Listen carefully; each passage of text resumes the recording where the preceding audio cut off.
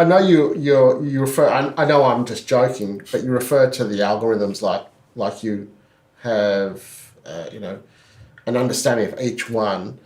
Do you think that's a good starting spot for someone who is new to this to familiarize themselves with the algorithms, or is it just because of your history and your experience that you're familiar with them? It's just because of exposure. Okay. I also don't.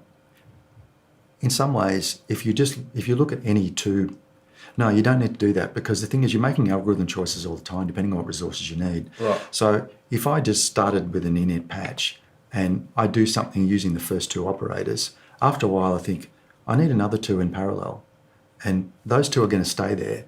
And if I move to another algorithm, okay, so I've moved to algorithm 5, now I've got 3 stacks of 2 in parallel. Those first 2 are undisturbed. There are utilities in here that let me copy, so I could copy an entire operator from 1 to 3 and 2 to 4, etc. So there are ways to sort of speed up doing things in parallel, especially with envelopes, because that becomes fiddly trying to do that all at once.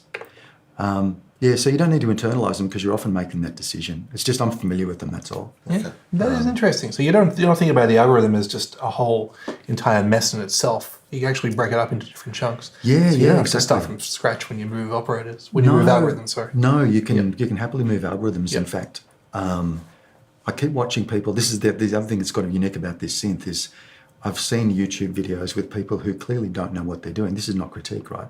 They don't know what they're doing, but they're able to jam quite happily because it just doesn't matter. I mean, a lot of the time what they're doing makes sense because the controls are surfaced. So from a sound design perspective, I rarely find myself flinging the frequencies of operators around, because I don't find that gets me nowhere pretty quickly. But I've seen other people do it and they're having a great time. Yeah. So,